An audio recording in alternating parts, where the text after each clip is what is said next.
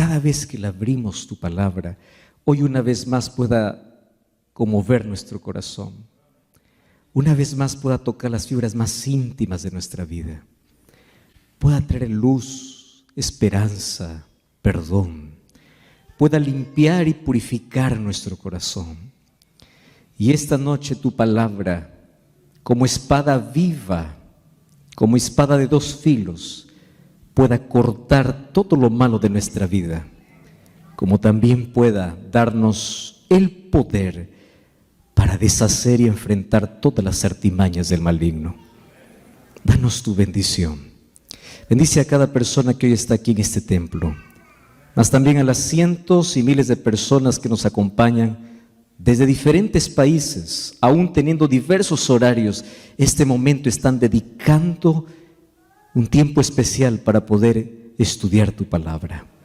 Y queremos que tú nos puedas abrazar, nuestro corazón pueda ser lleno de esperanza, nuestros ojos puedan ser abiertos para ver que estamos en el tiempo del fin, pero también para estar preparados para ese grande día. Danos tu bendición en el nombre de Jesús. Amén y amén. Qué bueno es poder estar aquí. Este es nuestro segundo encuentro y hoy estamos listos para poder abrir la palabra del Señor. Y yo les dije ya en nuestro primer encuentro, que fue ayer, que durante toda estos días vamos a enfocarnos en solo 3 versículos, ¿verdad? Si ustedes recuerdan, entonces vamos al libro de Romanos, capítulo 13. Romanos, capítulo 13. Y vamos entonces allí a leer el versículo 11 y el versículo 12. Romanos, capítulo 13, versículo 11. Ayer ya nosotros comenzamos descifrando la primera parte, mas hoy una vez más vamos a leer. Dice el versículo 11: y esto, conociendo el tiempo, que es ya hora de levantarnos del sueño, porque ahora está más cerca de nosotros nuestra salvación que cuando creímos. La noche está avanzada y se acerca el día. Desechemos pues las obras de las tinieblas y vistámonos de las armas de la luz. Para hacer un breve repaso simplemente, ayer dijimos que nadie se despierta a menos que no conozca el tiempo. Conocer el tiempo es fundamental. Y en la Biblia nosotros tenemos a la profecía que nos marca exactamente en qué parte de la historia nos encontramos. Dentro del reloj profético, nosotros sabemos en qué momento estamos. Y ya repasamos algunas señales: ambiente religioso, ambiente político, ambiente social, ambiente natural, y la última señal que será la predicación del Evangelio. Y todo eso nos encamina hacia una orden. Y el apóstol Pablo dice: si conoces el tiempo, es hora de despertar, es hora de levantarnos. ¿Y de qué manera nos despertamos? ¿Recuerdan ustedes que habían 3 parábolas en el cual hicimos un énfasis especial? Mateo capítulo 25, 10 vírgenes, parábola de los talentos, de las ovejas y los cabritos. Preparación espiritual, preparación misional y preparación a través del servicio. Mas todo eso nos tiene que llevar a un reavivamiento y a una reforma. Y el reavivamiento comienza con oración, se sostiene con oración. Los cristianos hoy necesitamos volver a lo básico, a las vocales, al ABC, aquello que es fundamental. Ayer dijimos de que de nada sirve todas las cosas que podamos hacer para Dios, en nombre de Dios, pero sin Dios. Y es triste. ¿Por qué? Porque es fácil hablar de Dios, pero qué difícil es hablar siempre con Dios. Una cosa es hablar de Dios y otra cosa es hablar con Dios. Y tenemos muchos que hablan de Dios. Y nosotros somos llamados para hablar de Dios. A través de nuestro testimonio, a través de las cosas que hacemos, de nuestras palabras. La iglesia existe para predicar el evangelio. Pero hablar de Dios sin primero hablar con Dios nos lleva a una incoherencia. Entonces cuando vamos a la gente y le decimos, ven, Jesús transforma la vida, él viene y me mira y dice, ¿qué vida? Vamos a la gente y decimos, ven, Jesús te da paz, pero la gente te ve turbada. Vas a la gente y te dice, ven, porque Jesús es alegría, y tú estás amargado. Entonces, ¿qué tipo de evangelio?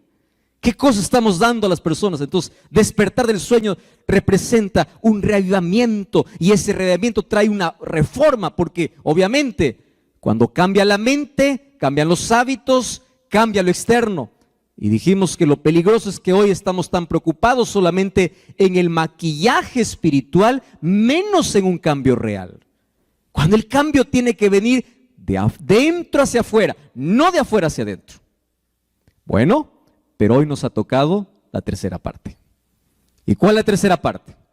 Desecha las obras de las tinieblas y vístete de las armas de la luz. Así que hoy voy a comenzar hablando sobre un asunto que a todos nos compete. Miren, el problema no es estar en las tinieblas. El problema es conocer la luz y jugar con las tinieblas. Voy a explicar esto de nuevo porque en base a esto vamos a hablar muchas cosas hoy. El problema no es estar en las tinieblas. ¿Por qué? Porque aquel que está en las tinieblas un día conoce la luz y abandona las tinieblas. El problema no está en aquel que está hoy en las tinieblas. El problema está en aquel que conoce la luz, pero juega con las tinieblas. Y le voy a decir por qué razón. La razón es simple.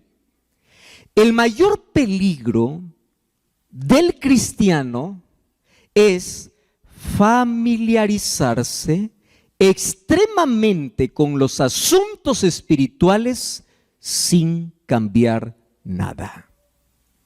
¿Qué sucede? Cuando tú te familiarizas tanto con algo, pierdes el miedo.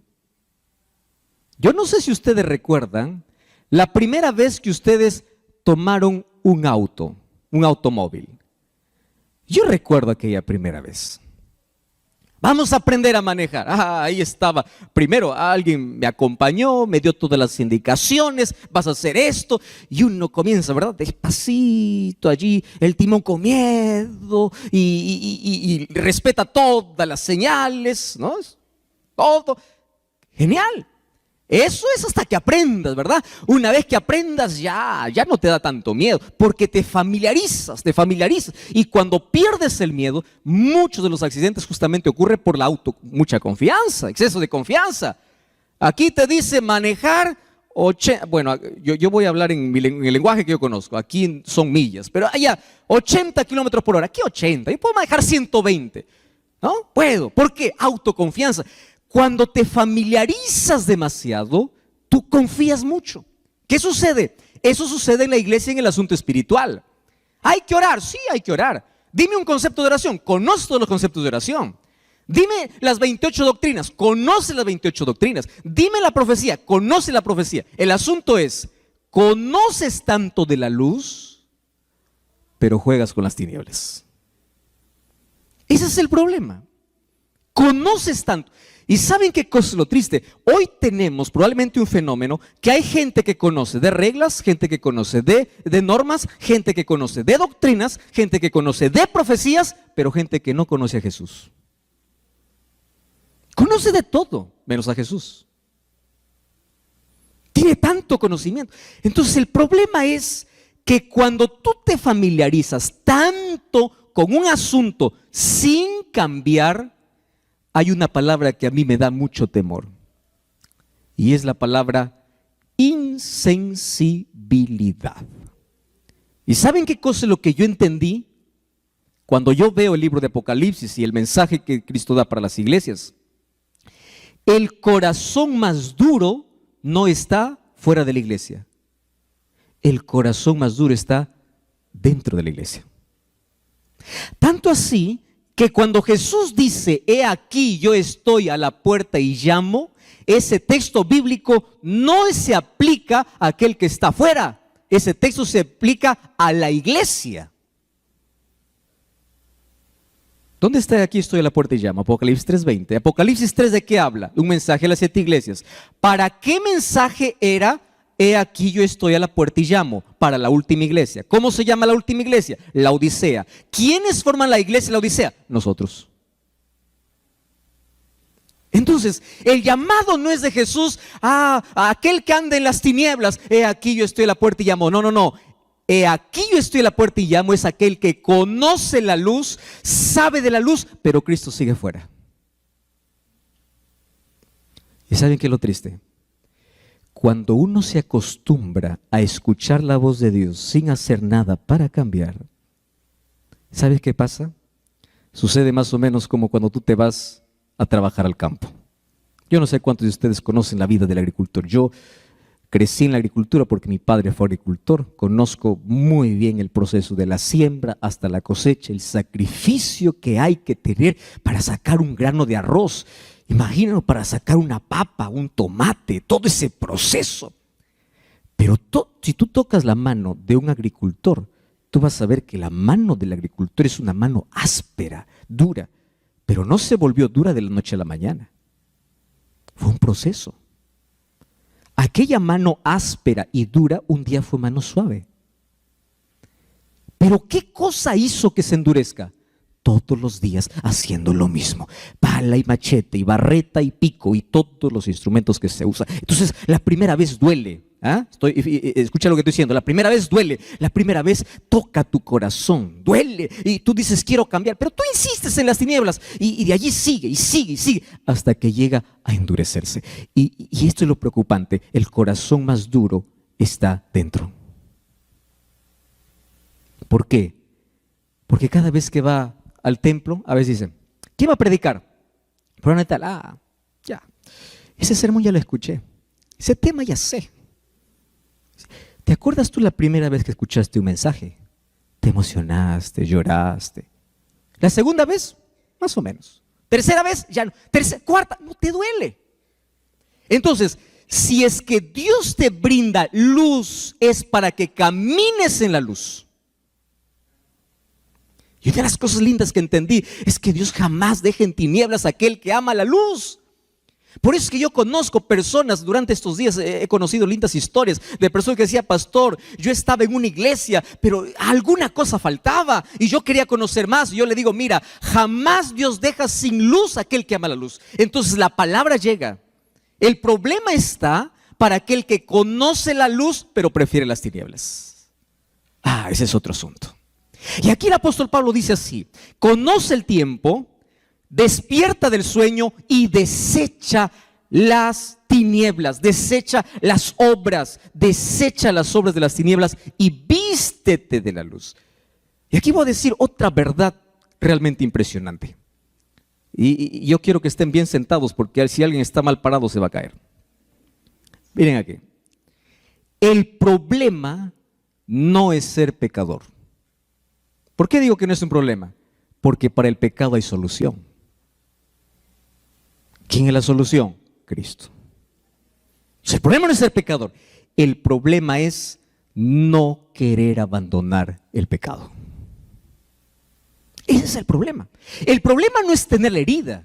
El problema es rechazar la medicina. Ese es el problema. Ahora, ¿qué cosa sucede? Satanás es astuto, es inteligente, y además es cobarde. Él nunca se presenta como él es. Él se esconde de lo más bonito y él ataca siempre los sentidos. Y él sabe de los 5 sentidos cuál es el que tú lo tienes más débil. Algunos son los ojos, otros son los oídos, otros es el gusto, otros son las manos, otros es el olfato.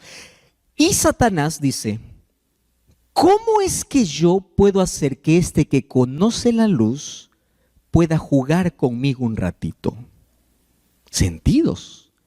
¿Cuál es el sentido que tiene más débil?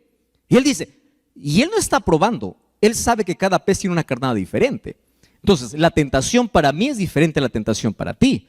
Cada uno tiene una inclinación diferente. La Biblia eso lo llama concupiscencia o la inclinación que el ser humano tiene. Y Satanás viene para tentar. El problema no es la tentación, el asunto es si cedemos o no cedemos a la tentación. Y para ello, el problema que tenemos es que no hemos aprendido a educar nuestros sentidos. ¿Quieren para hacerles un ejemplo práctico? Práctico, ¿eh? No comas eso, te hace daño. Ah, pero el gusto es superior, ¿no? ¿Cómo lo disfrazas? Pues ya lo hay que morir. Y le bandas. Eso no veas, te hace daño. Ah, pero es mi vida. Eso no toques, eso no frecuentes, no vayas allí. Pero el ser humano justifica y cada vez debilita y debilita y debilita más sus sentidos. Y cada vez que cedes es más o menos como un clavo. ¿Lo has visto? Cuando tú comienzas a martillar un clavo, si ese clavo ante tanto martillazo se mantiene en pie, pues se va derecho. Pero si ese clavo ante tanto martillazo se dobla una vez, puedes enderezarlo. Pero recuerda que ante el próximo golpe es más fácil que se doble de nuevo. Y si se dobla 2 veces, a la tercera ya no se dobla. A la tercera se quiebra. ¿Y a dónde van los clavos quebrados? A la basura. Satanás conoce muy bien cómo hacer para tentar. Y él no pierde tiempo. Él dice, ¿qué cosa es lo que le gusta? Y ahí aparece con todas sus propuestas. Y Satanás apenas quiere un espacio, quiere algo pequeño en la vida. Él no quiere un cuarto en tu casa, él quiere apenas 10 centímetros. Entonces mira, escúchame aquí, todos somos pecadores, pastor, sí, todos somos. Yo soy pecador, soy, tú también. Todos somos pecadores. Delante de Cristo no existe encargo, no existe función, no existe que el pastor está aquí, que el líder está aquí, que el anciano está aquí. No, todos somos pecadores. Pero ojo con lo que te voy a decir ahora. El problema del pecado no está en que seamos pecadores, está en que el ser humano se aferra donde no debe. Hay solución para el pecador. Lo que no hay solución es para aquel que se aferra al pecado. Y allí comienza la justificación, ¿no? Dios me ama como soy. Es muy bonito decir eso, y es verdad. Dios te ama como eres. Nunca lo dudes de eso. Puedes caer 10,000 veces y el amor de Dios va a seguir intacto. Pero hay un problema. Dios te ama a ti, no lo que haces. Y si realmente tú te bañas de la gracia salvadora de Jesús, el Dios que te ama es el Dios que te transforma. Porque como dije ayer, Dios te acepta como llegas, pero no te deja como estás. Puedes llegar como el pródigo, andrajoso, pero cuando llegas a Él, Él sí te cambia el vestido. Él te transforma. ¿Y Satanás qué cosa busca? Ensuciarnos para ceder y ceder y ceder. Esa figura la encontramos desde Faraón. Un día cuando Moisés dijo, el pueblo necesita ir a adorar, Faraón dijo, vayan solo los muchachos, o dejen sus muchachos, vayan solo los adultos. Y ahí me encanta porque en el libro de Éxodo capítulo 10 versículo 26, Moisés le mira a Faraón y le dice así, no te equivoques, Faraón, nosotros vamos a adorar a Dios, vamos con nuestras mujeres, con nuestros hijos, vamos con lo que tenemos. Aquí en Egipto no quedará ni una pezuña. ¡Qué valentía! Eso significa, contigo no hay negociación. Si nosotros tuviésemos esa valentía para decir al diablo, contigo no negocio, para ti no queda ni una pezuña, no significa que dejas de ser pecador. El asunto es que cada vez que viene a tentarte, tú no te aferras al pecado. ¿Están entendiendo? Todos somos pecadores. El problema es aferrarnos. Desechemos pues las obras de las tinieblas. ¿Y por qué tenemos que desechar? Alguien puede preguntar, pastor, ¿y eso qué tiene que ver con los eventos finales, no? Porque durante esta semana estamos hablando sobre las cosas que ocurrieron en el tiempo del fin. No saben por qué. Porque es ahora que si no aprendemos a desechar las obras de las tinieblas, muy pronto vamos a pasar por una situación más complicada. Miren lo que dice el libro de Lucas capítulo 22, versículo 31 y versículo 32. Dice así: dijo también el Señor. Yo voy a pedir que ustedes lean la parte en rojo y yo voy a leer solamente lo que está en negrito. ¿Está bien? Dijo también el Señor: Simón, Simón, he aquí, Satanás os ha pedido para zarandearos como a trigo, pero yo he rogado por ti para que tu fe no falte, y una vez vuelto, confirma a tus hermanos. ¿Saben qué cosa es lo que me llena de intriga de ese texto? Es que ante ese pedido Jesús no le dice: yo te libro del zarandeo. No. Jesús le dice: yo solamente oré para que tu fe no falte. ¿Qué quiere decir? Que el zarandeo es un asunto particular, especial, que todos los seres humanos vamos a pasar de dos maneras: de manera individual y de manera grupal. Así que déjenme explicarles hoy en qué momento el cristiano es zarandeado. En primer lugar, de manera individual, y luego en el tiempo del fin, que ya estamos en ese tiempo, nuevamente la zaranda se moverá y aquel que no es trigo, pues el viento se lo llevará. Entonces la pregunta es: ¿cómo yo puedo saber si soy trigo? ¿Cómo yo puedo mantenerme firme? Y ahí viene el complejo, ¿no? De la culpa. Es que yo soy pecador, es que yo soy débil, es que yo soy tentado, es que yo no puedo. Hoy vamos a entender un poquito cómo es el asunto del zarandeo. Yo quiero que ustedes entiendan, el asunto del zarandeo es la mayor realidad que cada día la iglesia vive. Una vez más, de manera individual está sucediendo ahora. Y de manera grupal va a suceder de aquí a poco. Justamente antes de que Dios derrame la lluvia tardía. Eso será nuestro tema del sábado. O sea, en la lluvia tardía ya estará seleccionado, ¿qué cosa? El trigo. Y aquellos que recibirán el poder del Espíritu Santo para el mayor Pentecostés de la historia, mayor que el primer Pentecostés, serán aquellos que han sido sacudidos, pero se han mantenido firmes. Porque el cristiano, antes de poder esperar o antes de poder ir al cielo, primero es sacudido para ver cuál es su intención, cuál es su motivación, qué tiene en el corazón. Porque es fácil ser cristiano y ir a una iglesia, tener la Biblia bajo el brazo y decir: amo a Cristo, aleluya, amén, gloria a Dios. Pero ¿qué sucede cuando viene la zaranda? ¿Qué sucede cuando viene el viento? ¿Qué sucede cuando viene el problema? ¿Dónde está tu fe? Y escúchame bien lo que te voy a decir ahora. Si tu fe no es capaz de sostenerte en los días más oscuros de tu vida, evalúa tu fe. Porque es la fe. Jesús nunca prometió que sus hijos nunca pasarían por problemas. El falso evangelio, ¿cuál es? Ven a Jesús, tus problemas acabarán. Eso es falso. Dios tiene poder para restaurar, sí. Dios tiene poder para curar, sí.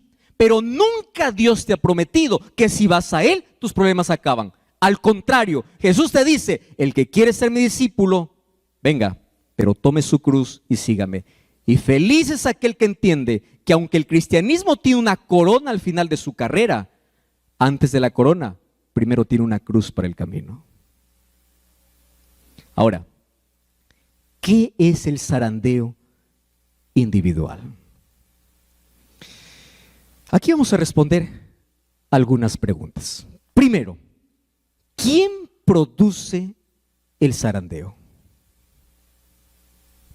Según el texto que hemos leído, Jesús dice: Satanás ha pedido. Pero en esta tarde vamos a entender que el zarandeo individual tiene dos dimensiones. La primera dimensión se llama el zarandeo producido por Dios mismo. Pastor, ¿es posible que Dios pueda zarandear? Sí. ¿Y a qué lo llamamos el zarandeo divino? El zarandeo divino es el proceso por el cual Dios quiere hacer brillar su carácter en tu vida. Y lo voy a hacer en 2 ejemplos.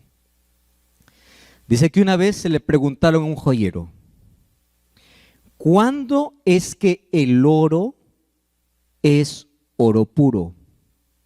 Y el joyero respondió lo siguiente: cuando puedo ver mi rostro reflejado en el oro.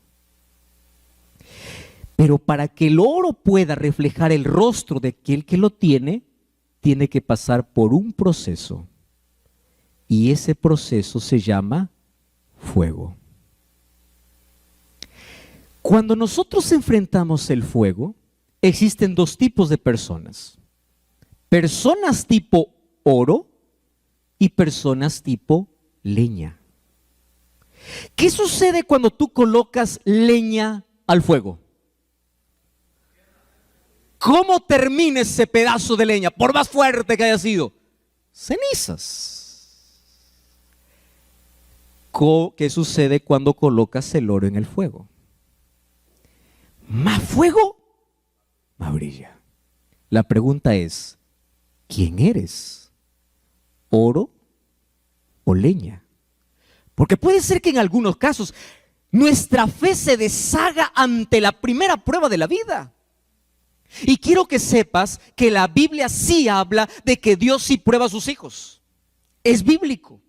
Dios permite que sus hijos pasen por el desierto, pero Él los acompaña. Eso es bíblico. Dios permite que sus hijos entren al horno de fuego, pero Él los acompaña. Él nunca te prometió que no pasarás por el desierto, que no pasarás por el horno. Él te prometió: estaré contigo en el desierto y en el horno. Pero hay algo que no puede evitar: que tú pases. ¿Y por qué razón Dios quiere llevarnos allí? Hermanos, por una razón simple. Porque hay tanta cosa que Dios quiere quitar de nuestro corazón y el ser humano no aprende a la buena. Quiero que ustedes entiendan esto. Y esto lo aprendemos desde niños. Dile a un niñito: no metas tu dedo allá en el enchufe. Mientras más le digas no, él tiene más ganas de meter. ¿Es así o no? Lo digo porque a mí me ha pasado. Es peligroso. Ay, pero quiero probar. ¿Por qué es peligroso? Claro, cuando crecemos ya no metemos el dedo al enchufe, pero metemos a otras cosas. Y comenzamos a jugar con el peligro. ¿Verdad? Ante los no parece que nosotros somos impulsados y queremos. Entonces, ¿qué cosa tiene que hacer Dios? Para salvarnos, a veces tiene que pararse como un padre y decir: eso no. Y si tú realmente me amas, yo voy a permitir, te voy a llevar al desierto, te voy a llevar al horno y vamos a pasar juntos. Pero quiero una cosa: que en el horno tú no te sueltes de mi mano. Yo prometo estar contigo, pero tú no te sueltes. No te sueltes. Entonces, cuando la gente dice: pastor, estoy pasando por crisis, problemas, enfermedad, dolor, conocí a Jesús y un problema tras otro, le digo: bienvenido al horno, pero no te sueltes, va a pasar. No es eterno, pero mientras pasa parece que es eterno. Pero aférrate, aférrate. ¿Y por qué razón? Porque para que Dios pueda quitar el mayor problema del ser humano y nos enseñe a depender, quiero que sepas que las lecciones más poderosas de la vida no lo aprendemos en la prosperidad. ¿Sabes cuándo lo aprendemos? En la dificultad. ¿Cuándo oras más tiempo delante de Dios? Cuando tienes todo, cuando no tienes nada. ¿Por qué? Porque así somos. Dios quiere arrancar el cáncer.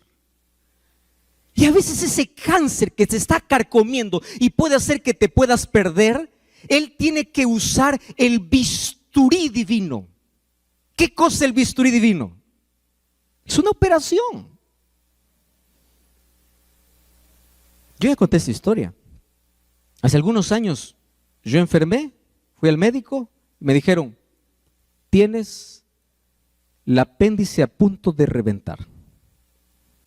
De aquí no sales, te vamos a operar. Le pusieron una anestesia primero. Y todos los que han ido ya a un quirófano, ¿no? Ve todos los cuchillos que le van a meter ahí. Yo lo llamo cuchillo, pero tiene su nombre, obviamente, ¿no? Todas las cosas. Ahí aparece el equipo médico, aparece la anestesiólogo, el anestesiólogo. Tranquilo, tú no vas a sentir nada. Imagínate que estás durmiendo y vas a despertar. Y gracias a Dios que me tocó un médico que era un ángel disfrazado de humano. Viene y me dice, no, esta no duele nada. Lo que va a hacer es algo pequeñito, me dice, chiquitito, nada más. Y uno pues no, empieza confiado, se deja y uno no sabe en qué momento duerme. Y de pronto tú despiertas y no sabes ni dónde estás. Solamente sabes que estás cubierto, ves a otro que está en la misma condición que tú y tú reaccionas y dices, ¿morí o estoy vivo? ¿No? Porque estaba también echado igual que tú. Hasta tomar conciencia no te duele. Pero después va pasando la anestesia y de pronto comienzas a sentir como si en ese momento estuviesen introduciendo, ¿verdad?, ese bisturí. Pero ¿sabes qué cosa es lo curioso? Es cuando termina la operación, tú eres capaz de poder besar al doctor y decirle, gracias doctor, gracias doctor, gracias doctor. Y tú luego razonas y dices, ¿por qué le agradezco? Porque me cortó. ¿Qué cosa hizo? Cortarte. Ah, sí. Era necesario hacer un corte para quitar lo que te iba a matar. ¿Estás entendiendo? Entonces, ¿qué cosa hace Dios? Dice, hijo, tú tienes un cáncer en el alma. Tu orgullo te va a hacer perder. Tu egoísmo, tu pecado, aquello que te estás aferrando. Entonces, ven aquí, yo te voy a hacer una operación. Mira, te va a doler un poquito, pero va a cerrar. ¿Te acuerdas de Nabucodonosor? Nabucodonosor, después de volver de 7 años de estar viviendo como animal, ¿qué cosa dijo en Daniel capítulo 4? Engrandezco a Dios, alabo a Dios, gloria a Dios. Y tú dices, ¿pero por qué lo agradece? Porque él entendió que lo que necesitaba, ¿qué cosa era? Una cirugía divina.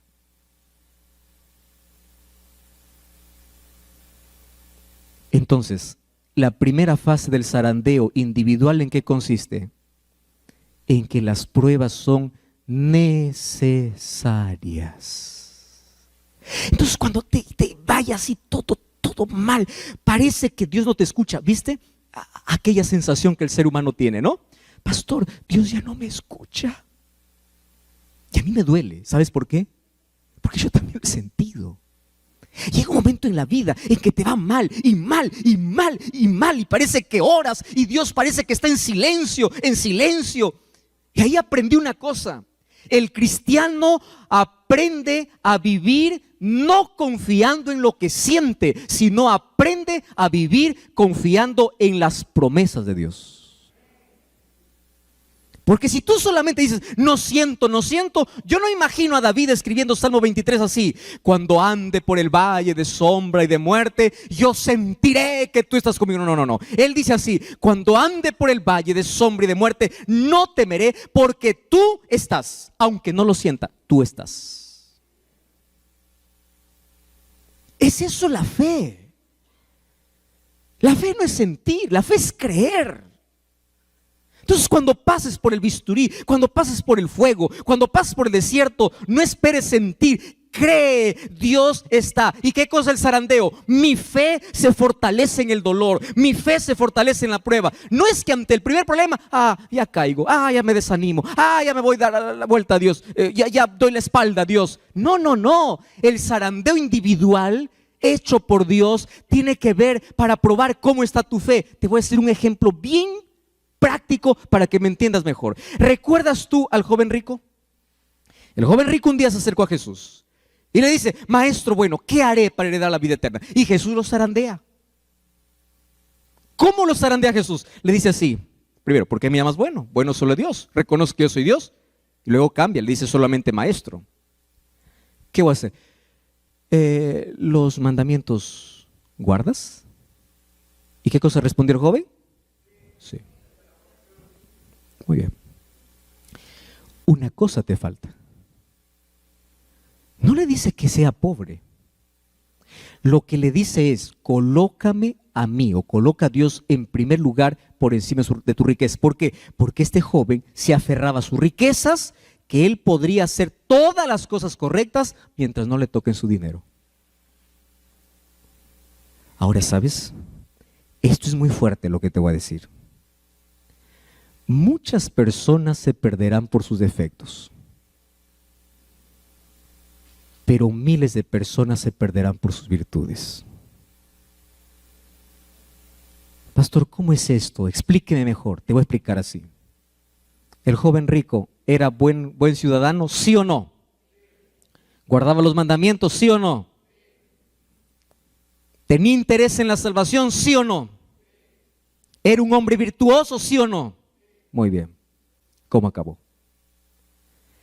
Porque hay personas que piensan que es suficiente guardar los mandamientos, aun cuando en mi vida otra cosa ocupe el lugar de Dios.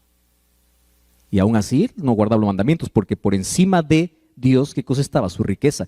Y allí viene la zaranda de Cristo. Pero la zaranda de Cristo es con oportunidad. Es como, arrepiéntete, cambia, por favor. No te pierdas por un pedazo de terreno, por un trabajo que transgredes el sábado. No te pierdas por algo que se va a perder. Luego acumulas, te mueres para quien queda. Pero mira, sígueme, colócame a mí en primer lugar. ¿Qué cosa estás haciendo? Entonces viene la zaranda como diciendo, arrepiéntete, cambia. Tú tienes muchas virtudes, pero no confíes en tus virtudes, porque lo que salva no son las virtudes, es la gracia, es colocar a Cristo en primer lugar, es un relacionamiento con Cristo. De eso depende la salvación. Pero hay otro tipo de zarandeo que es más cruel, el zarandeo del diablo. El zarandeo del diablo es el zarandeo para verte arruinado en el suelo. Y la intención de él es para que tú no te levantes. Mira, ¿cuál es el zarandeo del diablo? ¿Recuerdas tú a Pedro? ¿Cuál es el problema de Pedro? Señor, yo iré contigo si es posible hasta la muerte. Allá voy. Y Jesús tenía que hacer una cirugía. Y porque Jesús tenía que hacer una cirugía en el corazón de Pedro, ¿qué cosa hizo? Permitió que ahora Satanás mismo lo pueda zarandear. Por eso es que le dice, mira Pedro, Satanás me ha pedido, pero yo he orado por ti, para que tu fe no falte. ¿Cómo fue la zaranda? El orgullo. Yo, Señor, yo. Tú estás equivocado, todos se escandalizarán, menos yo. Yo voy a estar contigo hasta la muerte. Hasta que llega un momento en que Jesús sale del Getsemaní, y allí vienen todos para aprender a Jesús. Y lo primero que hace Pedro, ¿qué cosa es? Sacar la espada, defender a Jesús y quitar la cabeza a alguien. Saca la espada y todo lo que consigue es cortar una oreja. Y cuando corta la oreja, yo imagino, porque ustedes saben que un orgulloso cuando hace algo quiere que todo el mundo le aplauda, ¿no? Yo imagino que Pedro estaba diciendo, ¿viste lo que hice por ti? Una oreja es algo, algo es algo, ¿no? ¿Me vas a aplaudir o no? ¿Cómo es el asunto ahora? Y Jesús, en lugar de aplaudirle, le mira y le reprende. Pedro, guarda tu espada. Lo que tú has hecho no está bien. Eso no es correcto. ¿Sabes qué se llama eso? Herir el orgullo. O sea, lo que yo hago no vale nada. Ay, dile eso a un orgulloso. ¿Cómo duele? ¿Cómo duele? ¿Sabes qué pasó a partir de ese momento? ¿Sabe lo que dice el Espíritu de Profecía? Que allí Pedro vivió la mayor decepción. Mira la zaranda por donde comienza. Decepción. ¿De quién se decepcionó? De Jesús. ¿Cuánta gente sale de la iglesia por decepción? De Jesús. O sea, yo estoy por defenderle y él no me apoya, él me reprende. Y allí empieza a guardar el rencor. Y de allí, a partir de allí tú lo vas a ver a Pedro ya no cerca de Jesús. ¿Qué cosa dice? Pedro le seguía a Jesús ¿cómo? De lejos. ¿Se decepcionó? ¿Cuántas heridas tienes en tu corazón? Es que el anciano me dijo, es que el pastor me miró mal, es que fulano de tal no me saludó. Si supiera lo que me hicieron. Decepción. Y vas guardando cositas ahí en tu corazón, ¿no? Fulano y fulano, y piensas que todo el mundo está en contra de ti, hasta que llega un momento en que tú tienes que testificar de Jesús y en ese momento dices, yo no soy más, ya no más, no lo conozco, no lo conozco. Ay, ahí Satanás aprovechó. Y aprovechó para decirle, ya negaste, tú no mereces nada, ya estás hundido. Yo quiero decirles aquí un asunto interesante. Hablando acerca del zarandeo, ¿ustedes saben que existen dos zarandeos? ¿Cuál es el segundo zarandeo? El primer zarandeo consiste en que aquel que está caminando no caiga. Entonces aquel que pasa por las dificultades sigue caminando, llora, grita, pero sigue caminando y no cae. ¿Correcto? Entonces pasa el primer zarandeo. Pero el segundo zarandeo es más complicado. El segundo zarandeo está para aquel que cayó. Y aquí entra la parte más bonita. Ustedes saben que aquel que cayó también es zarandeado, pero el doble. ¿Y por qué razón? ¿Cuál es el zarandeo del que está caído? No te levantes. Ese es el zarandeo. Yo quiero decirte una cosa. No te preocupes si caíste en la vida. Voy a hablar para alguien que está mirándome allí del otro lado. Tú dices, pastor, yo ya fallé, yo soy resentido, yo salí de la iglesia, yo abandoné mi fe. Tranquilo, hay oportunidad para ti. Es verdad que el primer zarandeo caíste, correcto. Todos los seres humanos caemos. Es más, quiero decirte que el cielo estará lleno de personas que cayeron. Pero escúchame una cosa. Del segundo zarandeo es donde tú no debes quedar. Y el segundo zarandeo consiste en que tú debes eliminar de tu cabeza la voz del diablo que te dice, vas a volver a caer, no vuelvas, no insistas, ¿para qué? Tú no sirves para ser cristiano, no vuelvas a la iglesia porque todos te van a mirar mal, no vuelvas a la iglesia porque tú eres un miserable, no vuelvas a Jesús porque tú ya te hundiste en la vida, tú no mereces el perdón de Dios, Dios dejó de amarte. Ese es el segundo zarandeo, porque el diablo al que está caído, él no se contenta con verlo caído, él se contenta cuando el que está caído dice, me rindo. Desisto. Allí perdió su batalla el diablo. O allí ganó su batalla el diablo. Tú sabes que al diablo le interesa que el cristiano caiga, sí le interesa. Pero más le interesa que el cristiano que cae no se levante. Porque la victoria de Satanás no está en hacer caer. Porque aquel que está caído puede levantarse por la gracia de Jesús y en el nombre de Dios puede transformar su derrota en victoria, como sucedió con Pedro.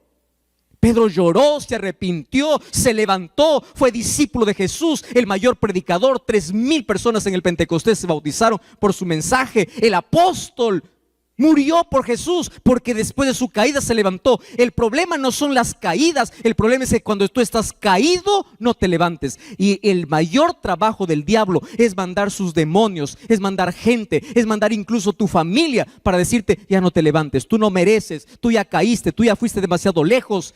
Porque la segunda zaranda lo hace el enemigo para hacerte, para que estés caído, pero el Espíritu Santo aparece, levántate, levántate, levántate. Estoy hablando para alguien que hace mucho tiempo está escuchando la voz de Dios. Vuelve, regresa. Es el Espíritu Santo usando un predicador, usando un libro, usando este medio de comunicación. Es el Espíritu Santo hablando a tu corazón. Vuelve, levántate, porque Satanás no está tranquilo.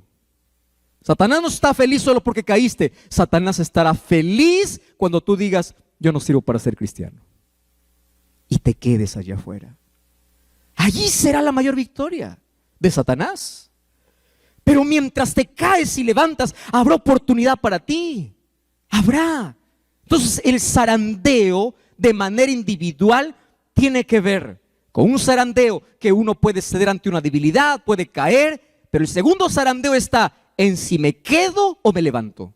Y aquel que se levanta vuelve nuevamente a ser trigo, vuelve nuevamente a los brazos del Señor, vuelve nuevamente. ¿Sabes qué? Para decirlo de manera más didáctica, Satanás usa 3 Ds para poder destruir al ser humano. Primera D, duda. Repite conmigo. ¿Cuál es la primera D que usa el diablo para destruir? Duda. Segunda D, desánimo. ¿Cuál es la segunda D? Desánimo. Y tercera D, desiste. Desistir. Ya me caí, Yo no puedo luchar con este pecado. Yo siempre caigo. Levántate. La vida es de caídas y levantadas. Y en una de esas, vístete de la gracia de Cristo, aférrate a Cristo, no abandone el pecado y dile: Señor, yo no puedo, yo soy débil, pero tú puedes hacer lo que yo no puedo. Y el Señor va cambiando, va transformando tu carácter, tu vicio, tu problema, tu gusto, tu preferencia. No hay nada que Dios no pueda cambiar. El asunto es que no te quedes allí, porque de ese primer zarandeo tú puedes levantarte y convertir tu mayor derrota en tu mayor victoria. Claro que puedes. Porque ¿qué sucede? Aquellos que no están preparados para eso, va a venir un segundo zarandeo. Y ese zarandeo es el zarandeo en conjunto para toda la iglesia. ¿Saben cuándo ocurrirá esto? No es que ocurrirá, ya está ocurriendo.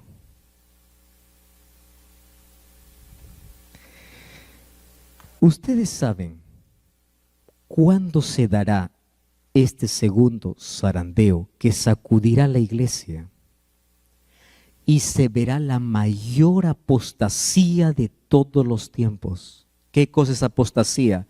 Miles de personas abandonarán su fe. Y aquellos que un día parecían estar firmes se volverán en enemigos del pueblo de Dios.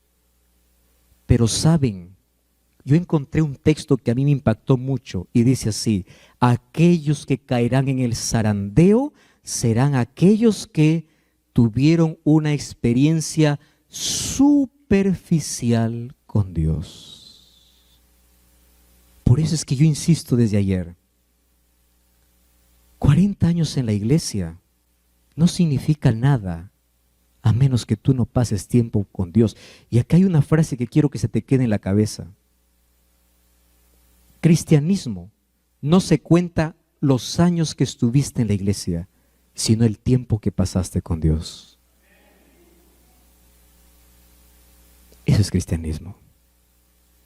Entonces, aquellos que no tienen una experiencia real y profunda, caerán en conjunto. Ahora estamos hablando en conjunto. ¿Cuáles son las cosas por las cuales caerán? A mí me encanta porque dice que cuando el creyente ora, los ángeles vienen para poder levantarlo. Pero antes de la lluvia tardía, antes del fuerte pregón, vendrá la zaranda más fuerte sobre toda la iglesia. Ahora estamos viviendo un poco de eso. Ustedes saben que hay personas que están esperando un pretexto para dejar la iglesia. Y quiero decirles una cosa. COVID-19 ya nos enseñó, nos dio un adelanto de lo que va a pasar. Iglesias de 300 miembros, ahora solo hay 100. ¿Dónde están los 200? Estaban esperando solo una oportunidad. Y todavía no estamos en la zaranda fuerte. Para que ustedes entiendan que el remanente de Dios no se trata de multitudes. Ahora, 4 cosas por el cual vendrá el zarandeo. Número 1. ¿Leen conmigo? Descuido e indiferencia. Miren ese texto. En el zarandeo, algunos fueron dejados al lado del camino. ¿Quiénes fueron dejados al lado del camino? ¿Qué dice allí lo que está en rojo? ¿Pueden ustedes leer conmigo? Los descuidados e indiferentes que no se unieron con quienes apreciaban la victoria y la salvación, lo bastante para perseverar. ¿Cómo tenían que perseverar? Orando angustiosamente por ellos, no lo obtuvieron. ¿Qué no obtuvieron? La victoria. Y quedaron rezagados ¿dónde? En las tinieblas. Y esta es la parte que más duele, ¿verdad? ¿Qué cosa dice? Y sus sitios fueron ocupados por otros que se unían a las filas de quienes habían aceptado la verdad. Ustedes saben por qué el cielo estará lleno de sorpresas. Porque en el cielo buscaremos a gente que creíamos que ya está salvo y no estará. Y en el cielo encontraremos a gente que ni imaginamos que se salvaron. Y estarán allí. Pero esto no es para alguien que está escuchando, entonces yo espero el último momento. Espera un momento ahí. Tú estás dando cuenta por cada oportunidad que desperdicies la salvación. En el tiempo final, otros ocuparán los lugares de aquellos que no soportan, ¿qué cosa? La zaranda, el zarandeo. Y ahora fíjate, ¿cuál es la primera razón por la cual muchos en este zarandeo van a mostrarse no como trigo, sino como vano? Yo no sé si ustedes entienden la figura de la zaranda, ¿no? La zaranda, ¿qué cosa es la zaranda? La zaranda es un instrumento que se usa para poder separar el trigo de todo lo que no es. Puede ser vano, puede ser solo fruto o la espiga no dio fruto. Los que sembramos o los que conocemos del arroz, existe un asunto que no es la zaranda, sino es ventear, cuando después de poder cosechar, colocas en una carpa todos los granos y comienzas con alguna cosa a ventear. Es el viento que lleva todo lo que no es grano. Entonces sucede en la iglesia lo mismo. Van a venir tempestades. Y ustedes van a escuchar de aquí a poco tempestades dentro de la iglesia. Y personas que estuvieron allí mirando solo al anciano, mirando al pastor, se van a decepcionar. Porque las personas no aprendieron a mirar a Jesús. Las personas por descuido, indiferencia, serán llevados por el viento. Número 2. ¿Qué cosa dice? Persecución y ley dominical. De esto vamos a hablar un poquito mañana, pero apenas un adelanto. Todos los que me siguen, dijo Jesús, padecerán persecución. Y la ley dominical no es un asunto lejano. ¿Qué cosa es la ley dominical? De aquí en poco, en breve, se van a unir dos poderes sobre la tierra para poder declarar que toda la humanidad pueda guardar un solo día de descanso. ¿Ustedes lo ven eso lejano? No. Les voy a dar un ejemplo simple. Averigüen allí en internet, o si ustedes, yo tengo el libro en físico,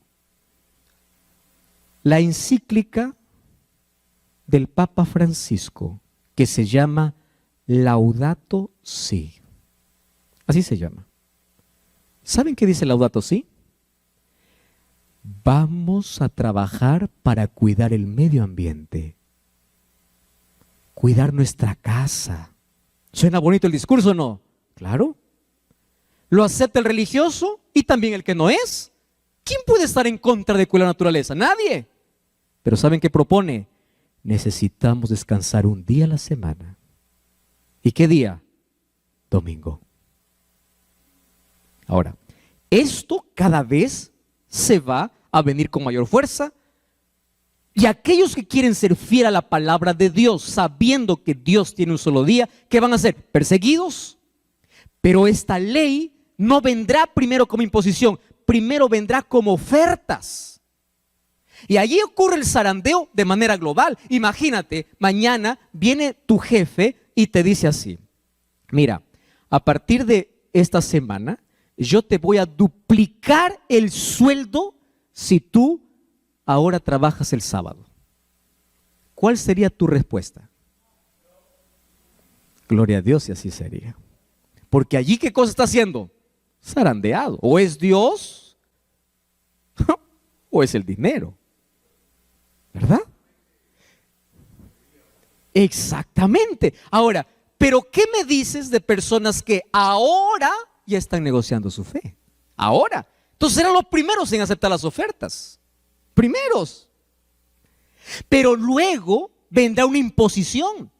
Y la imposición será: si no haces esto, tú vas a ser despedido. Y hay mucha gente que dice: pues Dios comprenderá, ¿verdad? Y en nombre del Dios comprenderá, van a romper todos los principios bíblicos. Ahora, ¿qué cosa sucederá? Allí, escuchen aquí, será la mayor zaranda, el mayor zarandeo. ¿Por qué? Porque miles y miles y miles de personas preferirán puestos, trabajo, dinero, posición, antes que obedecer a Dios.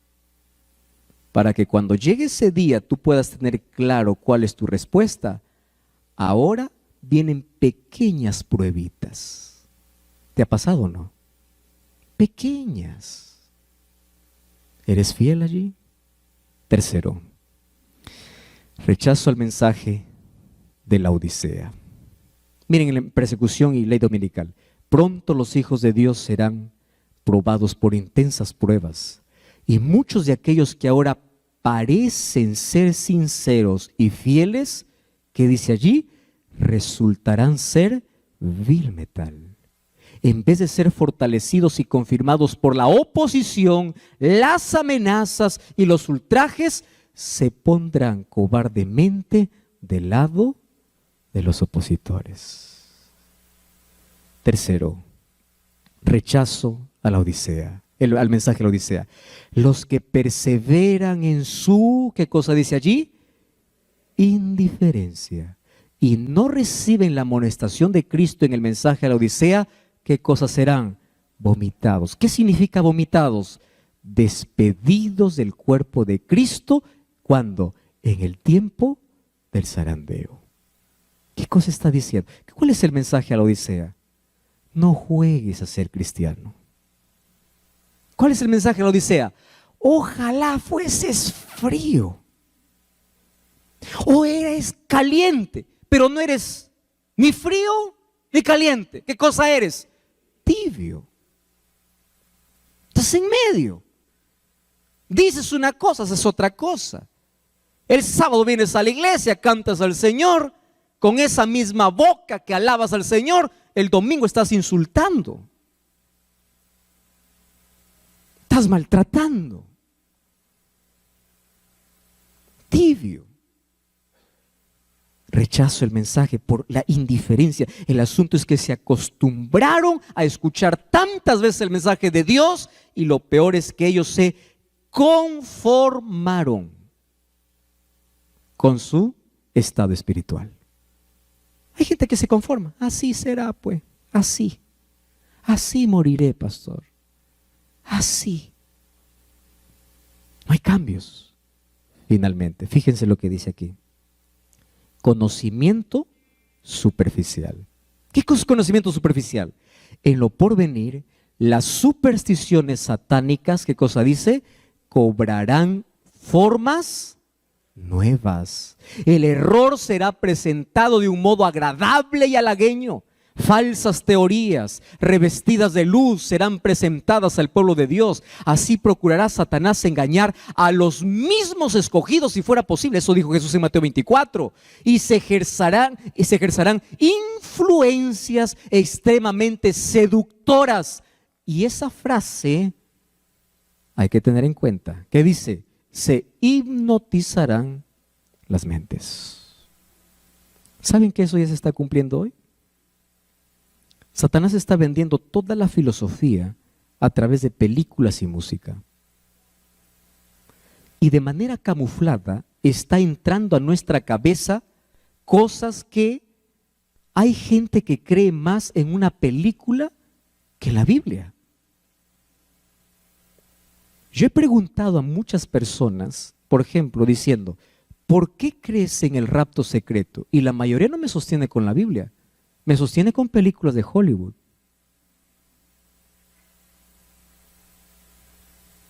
¿Y saben qué cosa es lo triste? Que las personas que no están fundamentadas en la palabra, porque no tienen un conocimiento profundo, sino superficial, son personas vacías. Y a mí me preocupa porque incluso dentro del pueblo de Dios existen personas que dicen así. Así dice el pastor. Así dice la iglesia. Así dice el anciano. Eso me preocupa porque nuestra palabra tiene que ser así dice Jehová. Así dice la Biblia. No es lo que diga alguien. Lo que diga alguien tiene que confirmar lo que la Biblia dice. Pero hay tantos grupos hoy que se desunen a la iglesia. Que este color, que así, que el peinado así, que la caminada así, que el rostro así, que esto así, esto no me gusta, que esto sí me gusta. ¿Quién dice? Así dice el pastor fulano, así dice el pastor. No. Así dice la palabra. Si tu preferencia o lo que dices no está basada en la palabra, pues...